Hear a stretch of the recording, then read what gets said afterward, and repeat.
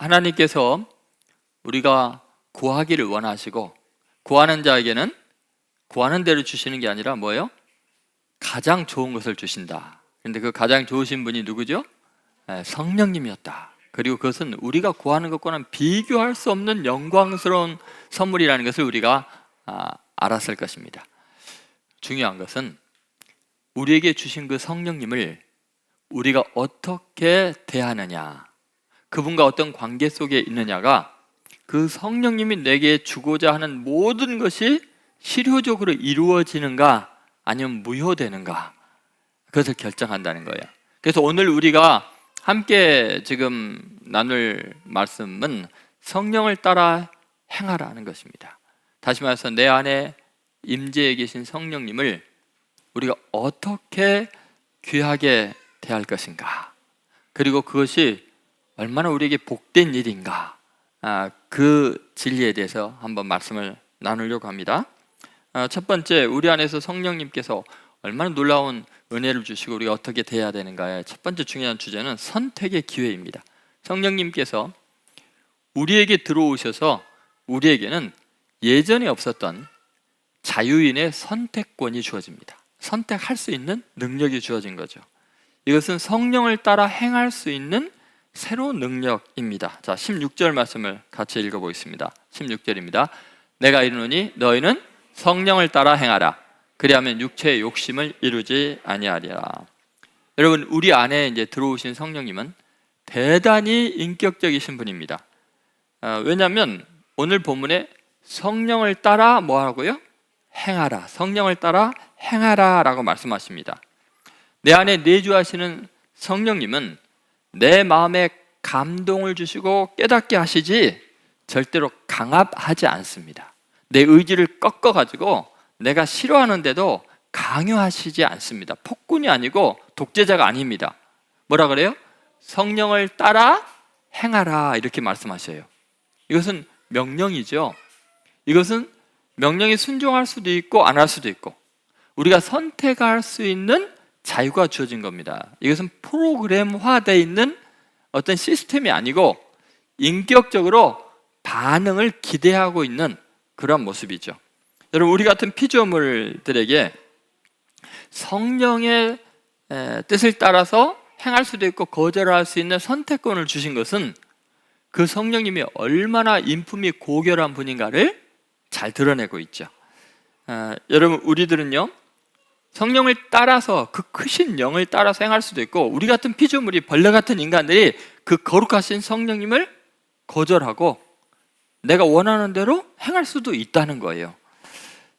이것은 전능하신 그분이 얼마나 고결한 성품을 지니신 분인가, 우리를 얼마나 인격적으로 대하시는가를 잘 보여주고 있다는 거죠. 그 선택의 가능성과 기회가 우리에게 주어진 거죠. 왜냐하면 성령님을 모시기 전에는 선택의 여지가 없었습니다. 철저히 자기 수준의 한계로 우리는 선택할 수가 없었던 거예요. 그냥 육신의 소욕과 정욕을 따라서 그냥 휩쓸려 다녔던 존재들입니다.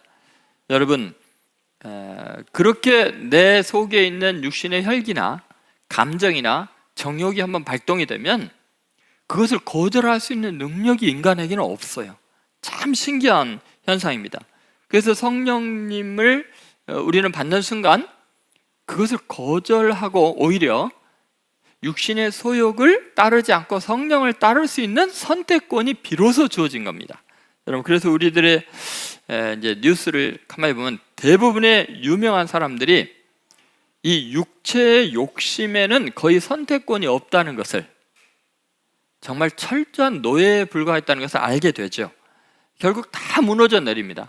그러니까 여러분, 결국은 인간이 스스로 잘 선택하고 명예롭게 훌륭하게 사는 것 같지만 결론은 어떻게 될까요? 성령이 없는 사람은 결론은 육신의 소욕으로 비참하게 끝나게 되어 있습니다. 숭고한 뜻, 자기가 원하는 선 하나도 못 행합니다. 이것이 사탄이 우리를 조종하는 수법이에요. 결국은 육신의 소욕에 누구나 다 노예가 될 수밖에 없어요. 그것을 뭐 TV에서만 알겠습니까? 여러분 자신을 보면 알죠. 분명히 알 수 있습니다. 바울은 이런 욕심, 그 강력한 힘 앞에서 인간이 얼마나 비참한 모습이었나 자기 자신을 통해서도 고백을 합니다. 로마서 7장 19절의 말씀입니다. 자, 같이 읽어보겠습니다. 내가 원하는 바 선은 행하지 아니하고 도리어 원하지 아니하는 바 악을 행하는. 자, 원하는 것을 행하지 않고 원치 아니하는 것을 행하면 노예죠, 이거. 그죠? 현실적으로 자유가 없는 거예요. 선택권이 없는 거예요. 있다고 착각하고 있을 뿐이죠. 그 다음에 21절을 보세요. 같이 있습니다. 그러면 내가 한 법을 깨달았노니 곧 선을 행하기 원하는 나에게 악이 함께 있는 것이에요. 근데 문제는 함께 있는 정도가 아니라 이 악이 지배하고 있다는 데 문제가 있죠. 자, 23절 같이 있습니다. 내 지체 속에서 한 다른 법이 내 마음의 법과 싸워 내 지체 속에 있는 죄의 법으로 나를 사로잡는 것을 보는도다. 그럼 뭐를 봐요? 결국 내가 노예였다는 거, 포로로 끌려가고 있다는 것을 보고 있다는 거죠. 그래서 바울이 외칠 수밖에 없는 절규가 있습니다.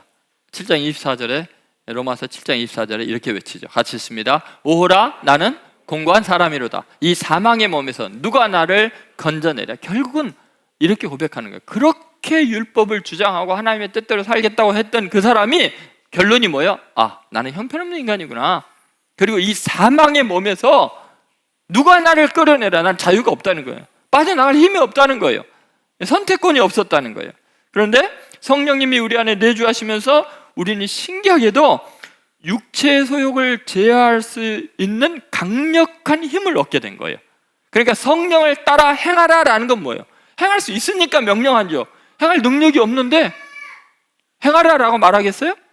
다시 말해서 우리는요, 성령님이 임하시는 순간부터 육체의 소욕을 제어할 수 있는 강한 능력이 생깁니다. 예전에 노예 근성으로 자연스러웠던 욕망들이 이제 부자연스럽게 느껴지기 시작합니다.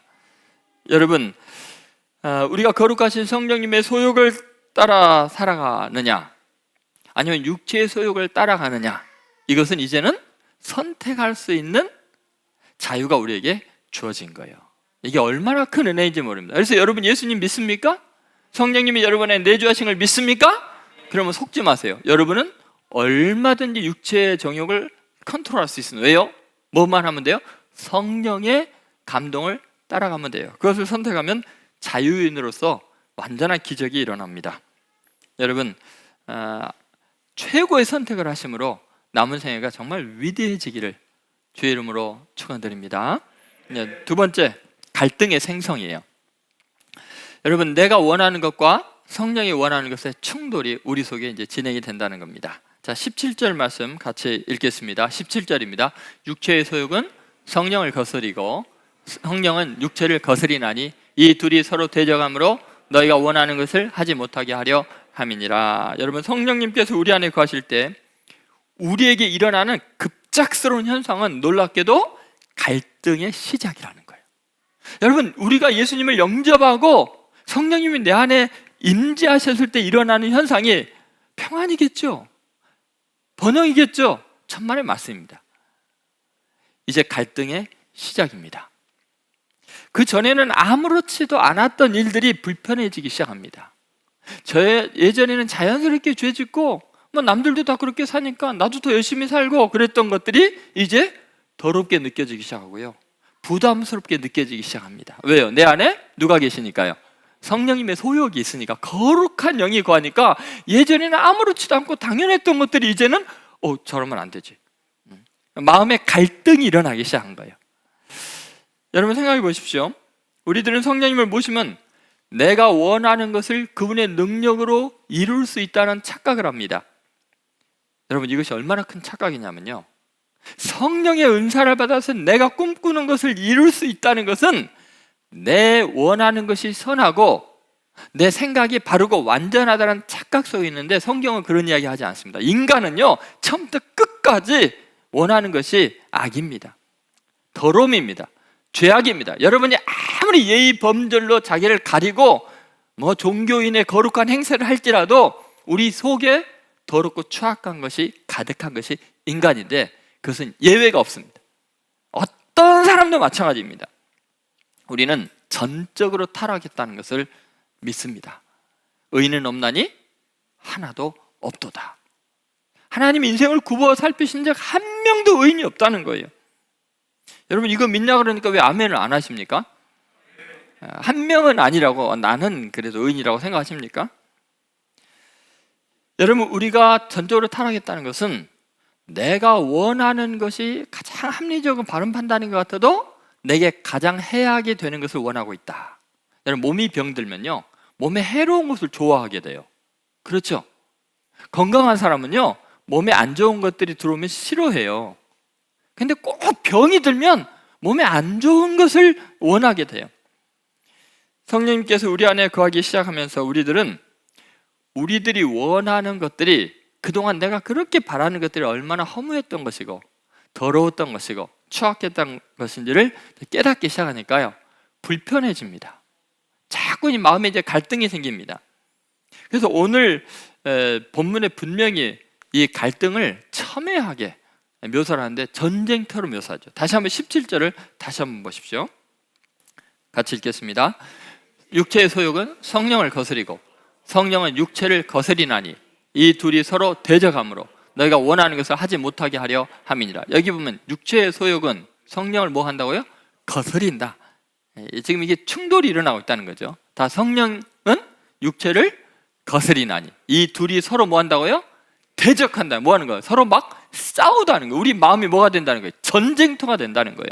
여러분, 성령 받으면요, 마음이 괴롭습니다. 이런 측면에서는. 옛날에는 전혀 갈등이 없었어요. 근데 이제 성령의 소욕이 육체의 소욕을 거스리고 막 싸우는 거예요. 근데 육체의 소욕도 성령에 앉으려고 내 본성이 성령과 싸우는 거예요. 그동안 우리들이 착각한 것처럼 성령의 충만한 역사가 내가 원하는 것을 이루어주는 것으로 생각하면 안 됩니다.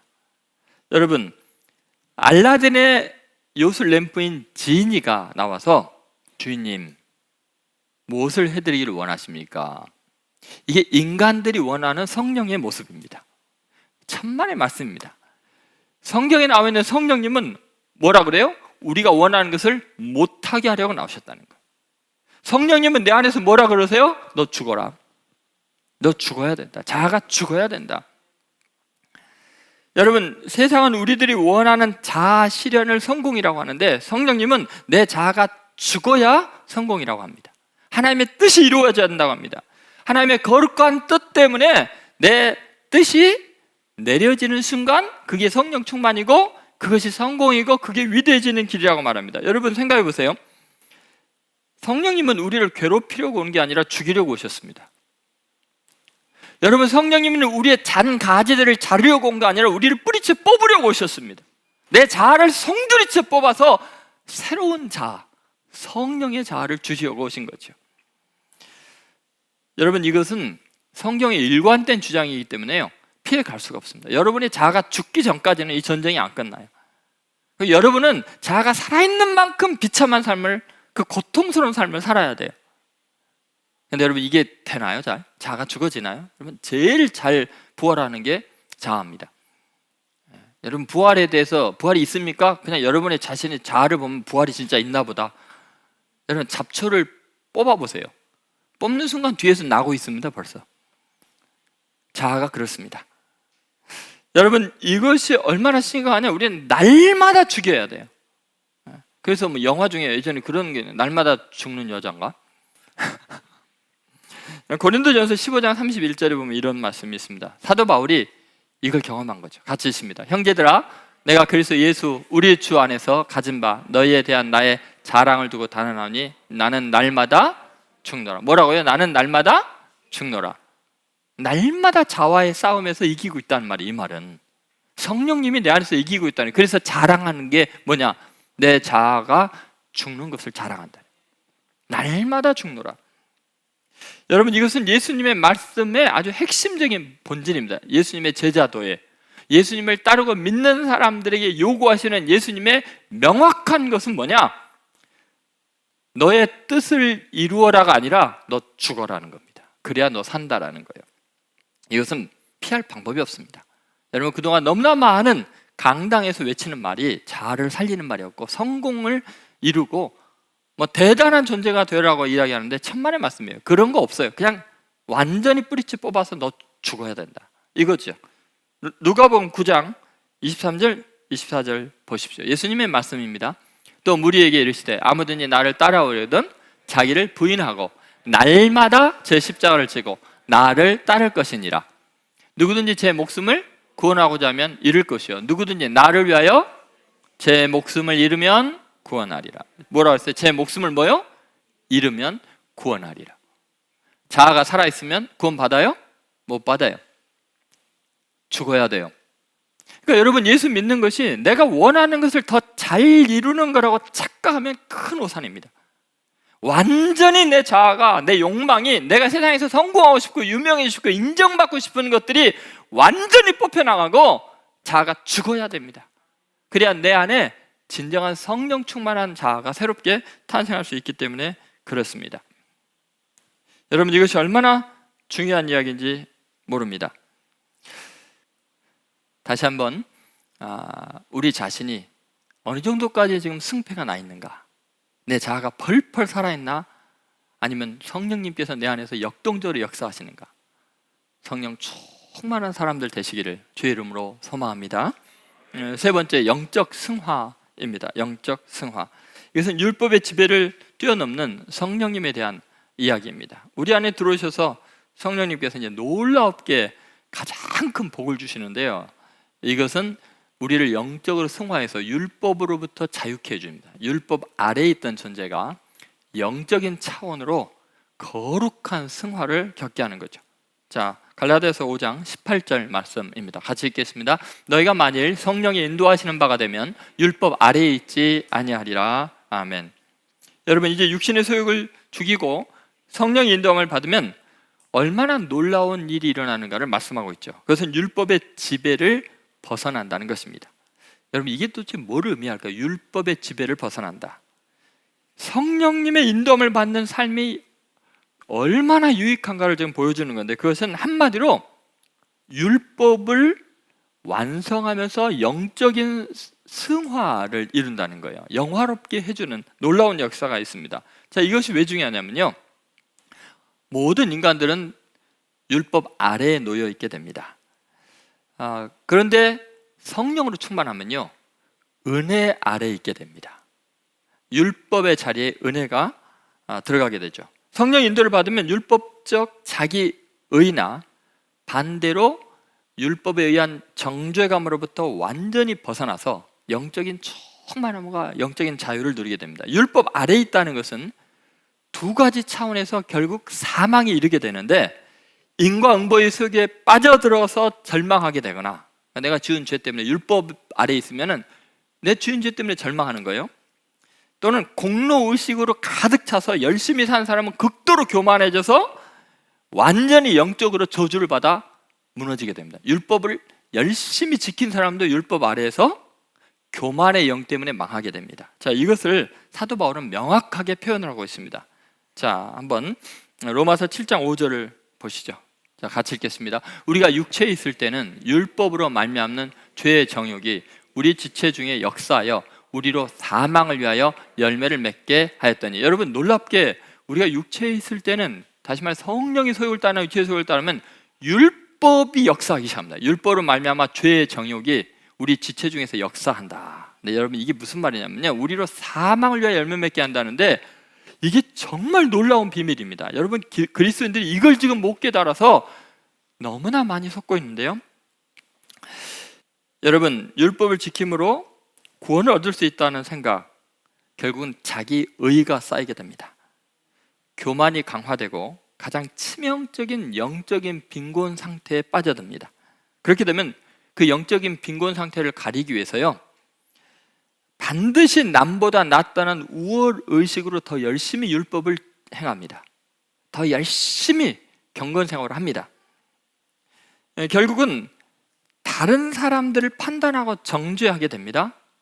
나중에는 하나님까지 서운한 생각이 듭니다. 내가 그렇게 열심히 봉사했는데 어떻게 내게 이런 일을 일어났는가. 여러분, 이것은요, 결국은 하나님을 대적하게 됩니다. 그래서 결국은요, 영적으로 하나님을 대적하는 교만에 빠지기 때문에 절망적인 사망에 이르러서, 아까 바울이 그렇게 이야기한 거예요. 사망을 위하여 열매를 맺게 하였다니. 결국 율법 아래에 있으면 결론이 뭐예요? 사망에 이른 거죠. 그래서 우리는 율법으로는 구원을 얻을 수 없기에 생명의 성령의 법이 우리를 지배하도록 성령을 따라 행하는 것이 중요한 거예요.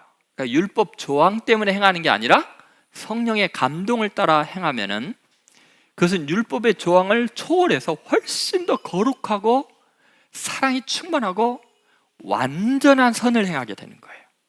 그래서 예수님께서 자주 하셨던 말씀이 뭐예요? 너희 의가 서기관과 바리새인의 의보다 낫지 않으면 결단코 천국에 못 들어간다는 거예요. 그게 무슨 말이죠? 율법 아래에 있는 것이 서기관과 바리새인의 의거든요. 아무리 착하게 살아도 그건 교만으로 끝나니까 천국에 못 간다는 거예요. 심각한 거예요. 그러니까 너희가 사랑의 열매를 맺게 하는 성령을 따라 행할 때만 이게 가능하다는 거죠.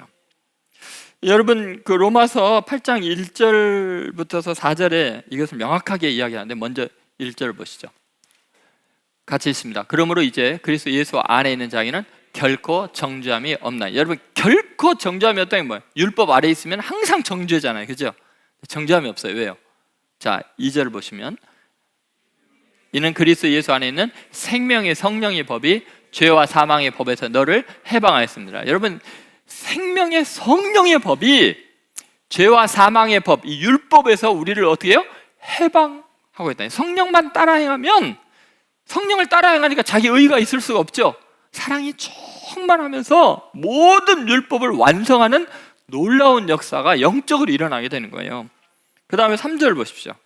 3절, 율법이 육신으로 말미암아 연약하여 할 수 없는 그것을 하나님은 하시나니 그 죄로 말미암아 자기 아들을 죄 있는 육신의 모양으로 보내어 육신의 죄를 정하사. 자, 율법이 육신으로 말미암아 연약하여 할 수 없는 그것이에요. 예, 율법을 아무리 지키고 율법 아래에서 노력을 해도 그거 못해요. 율법은 못해요. 그런데 성령님은 그걸 가능하게 한다는 거죠. 8장 4절입니다. 육신을 따르지 않고 그 영을 따라 행하는 우리에게 율법의 요구가 이루어지게 하려 하심이니라. 아멘. 믿습니까? 자, 그 영을 따라가 뭐예요? 성령을 따라 행하면 어떻게 된다고요? 율법 요구가 다 이루어지는 거예요. 자동으로, 그거는 보너스로 이루어진다는 거예요. 여러분, 율법의 요구를 율법적 관점에서 이루려고 하는 것은 반드시 사망에 이르게 됩니다. 성령을 따라 행하면 율법의 요구가 부작용 없이 완전하게 이루어진다는 것을 성경은 분명히 이야기하고 있죠. 이것이 바로 율법을 사랑으로 완성하면서 초월하는 영적 승화가 성령을 따라 행할 때 일어난다는 것이죠. 이것은 바리새인들의 의보다 더 나은 의입니다. 자, 이것을 또 명확하게 이제 이어서 바울이 성령을 따라 행하는 것이 얼마나 중요한가, 이게 육신을 따라 행하는 것과 성령을 따라 행하는 것의 차이를 계속 이야기합니다. 로마서 8장 5절부터 8절까지 보겠습니다. 육신을 따르는 자는 육신의 일을, 영을 따르는 자는 영의 일을 생각하나니 육신의 생각은 사망이요 영의 생각은 생명과 평안이니라. 육신의 생각은 하나님과 원수가 되나니 이는 하나님의 법에 굴복하지 아니할 뿐 아니라 할 수도 없습니다. 육신에 있는 자들은 하나님을 기쁘시게 할 수 없느니라. 아멘. 네, 여러분, 이제 우리가 어떻게 살아야 될지를 다시 한번 생각해 보시죠. 내 안에 성령님을 모셔놓고 박대해서 해야 되겠습니까? 이제 여러분, 유일한 구원의 길은 성령님을 따라 행하는 길밖에 없습니다. 그리고 그것은 우리의 몫입니다. 왜냐하면 우리 안에 성령의 소욕도 주셨기 때문에 육신의 소욕을 거스릴 수 있는 능력이 우리 안에 주어져 있습니다. 여러분이 예전의 여러분이 아니에요.